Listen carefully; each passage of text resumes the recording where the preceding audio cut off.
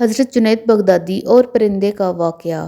حضرت جنید بغدادی رحمۃ اللہ علیہ کی خدمت میں کسی نے تحفے کے طور پر ایک پرندہ بھیجا جسے آپ نے قبول فرما لیا۔ کافی عرصے تک وہ پرندہ آپ کے پاس ایک پنجرے میں بند رہا۔ ایک دن حضرت جنید بغدادی رحمۃ اللہ علیہ نے پنجرے کی کھڑکی کھولی اور اس پرندے کو آزاد کر دیا۔ لوگوں نے جب یہ دیکھا تو حضرت جنید بغدادی رحمۃ اللہ علیہ سے دریافت کیا کہ جناب، اتنے عرصے تک تو آپ نے اس پرندے کو پنجرے کے اندر بند کر کے رکھا اور دیکھ بھال کرتے رہے، آج اچانک پنجرہ کھول کر اسے آزاد کیوں کر دیا؟ یہ سن کر حضرت جنید بغدادی رحمۃ اللہ علیہ فرمانے لگے کہ آج اس پرندے نے مجھ سے کہا، اے جنید، تم تو اپنے دوستوں احباب کی باتوں سے یوں لطف اٹھاؤ اور مجھے بے مونس و غمخوار ایک پنجرے محصور رکھو، تو میں نے اسے آزاد کر دیا۔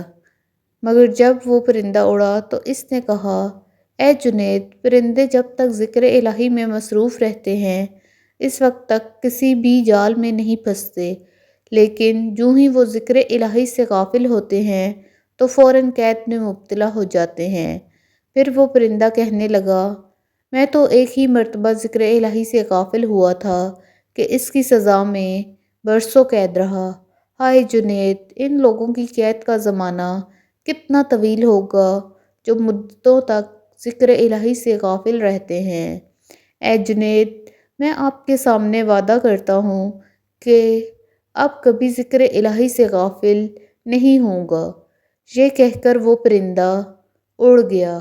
اس کے بعد بھی کبھی کبھی وہ پرندہ حضرت جنید بغدادی رحمۃ اللہ علیہ کے پاس آتا تھا اور آپ کے دسترخوان پر بیٹھ کر اپنی چونچ سے کچھ کھاتا تھا۔ جب حضرت جنید بغدادی رحمۃ اللہ علیہ کا انتقال ہوا تو آپ کے ساتھ وہ پرندہ بھی تڑپ کر زمین پر گر پڑا اور مر گیا۔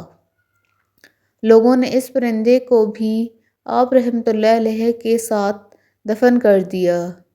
کچھ دنوں کے بعد کسی مرید نے حضرت کو خواب میں دیکھا تو آپ رحمۃ اللہ علیہ نے فرمایا، اللہ رب العزت نے مجھے بخش دیا اور مجھ پر رحم فرمایا، اور کہا، تو نے ایک پرندے پر اس کے ذکر الہی کرنے کی وجہ سے رحم کھایا، ہم تجھ پر رحم فرماتے ہیں۔